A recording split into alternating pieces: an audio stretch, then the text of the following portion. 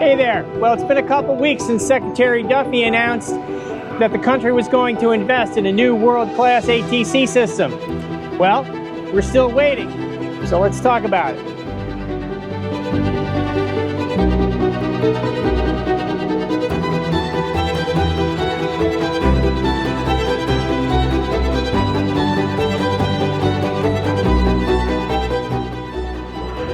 Hey, I love the sound of a new ATC system, and I do hope that we make progress toward that end. And we start that progress very, very soon.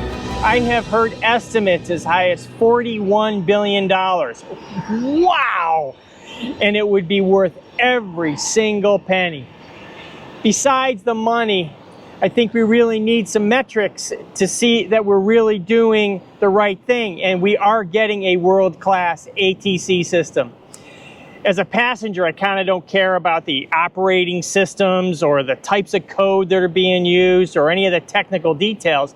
I expect that it should work as it should, and it works all the time. As a taxpayer, I also want this upcoming big investment to make the system affordable for the long haul. So, what should we be looking for? Well, hey, let's start off. It should absolutely, positively prevent the tragedy that occurred over Washington National.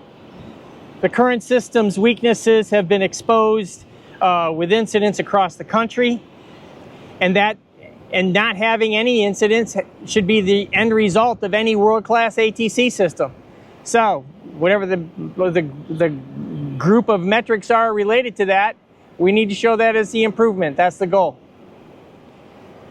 Hey, and something that's been hanging over the ATC system for a few years now is you can't cap traffic like we're doing in New York. You can't cut the slots back because we don't have enough staffing, or we can't do it, or whatever. A new world-class ATC system is not going to cap capacity.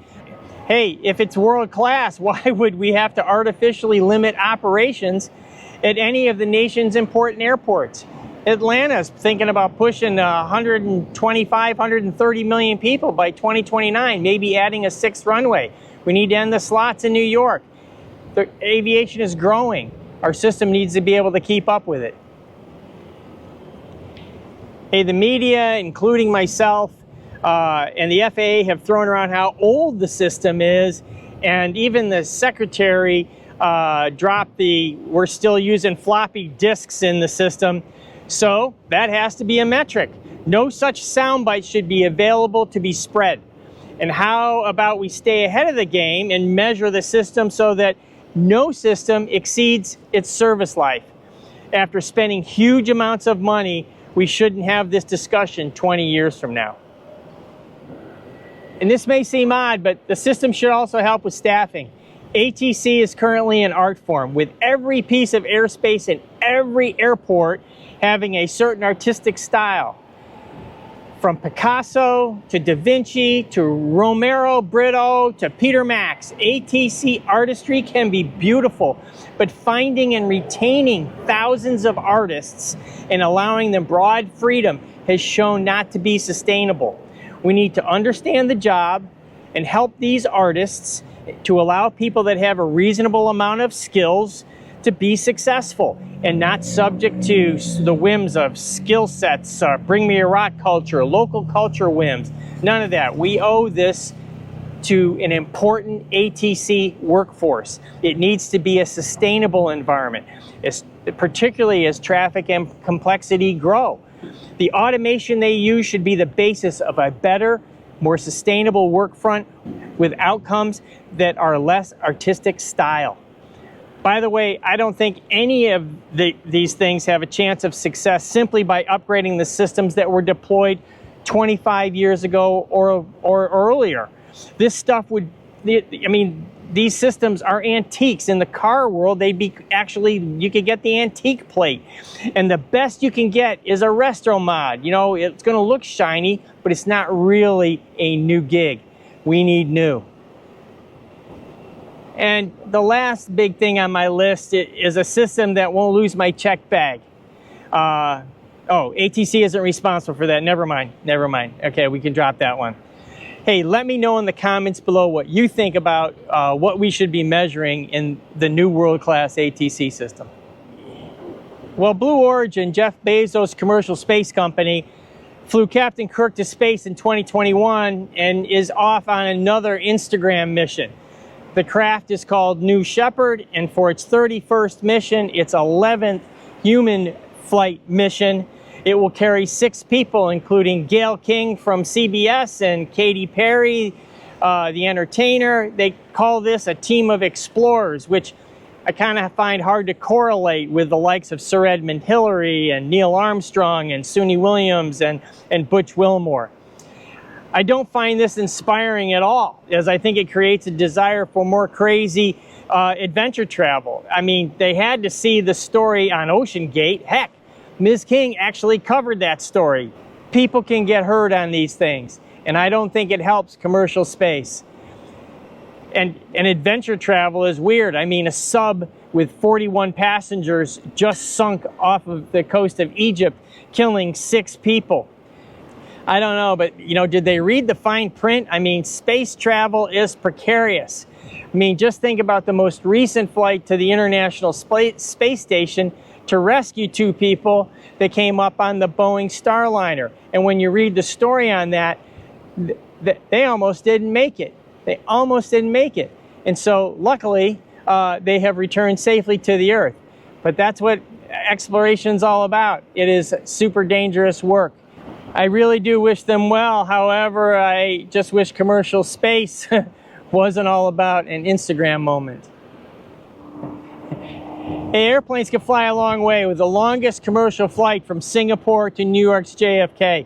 It is over 9,500 miles and takes nearly 19 hours, 18 hours and 50 minutes. So if there's a bump anywhere along the way, you're over 19 hours.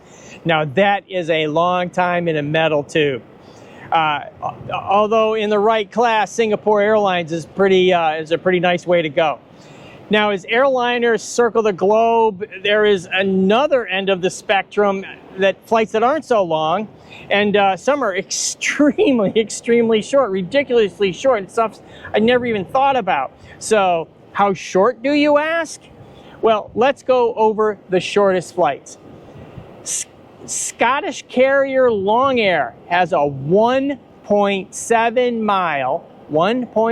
mile domestic flight between Westray and Papa Westray in the Orkney Islands. It is the shortest scheduled flight in the world. The flight lasts just 90 seconds. And it costs only $10, under $10 per leg. So round trip for a 20. That'd be kind of fun. For a regularly scheduled international flight, there's a connection between Anguilla and St. Martin. The route is 11 miles with a flight time of about 10 minutes.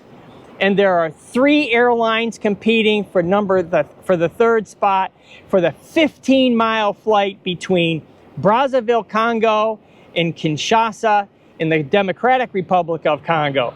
For this flight, you get some pretty nice equipment though. It may be a short hop, but you get an Airbus 320, a 737, and if you time it right, you could even be on an Airbus 330 or a 350. That's pretty cool. The next one is a 19-mile flight from St. Martin to St. Barthélemy, where you will be transported by a prop job. No Airbuses in this situation. You get a Cessna 208 or a Twin Otter. So I have so many questions about these short flights. Thinking of security, check bags. Isn't there a high-speed boat? I guess I'll have to check these out, especially the ones in the Caribbean. I'll go find a boat. I'll do some exploration and report back on the channel. So as always, thank you for tuning in. Don't forget to smash that like button, hit subscribe and the notification bell, and we will see you next time.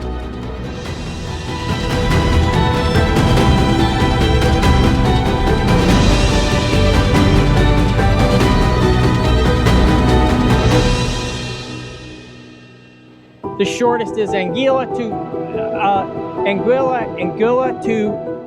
and we start the progress that, gosh, shit.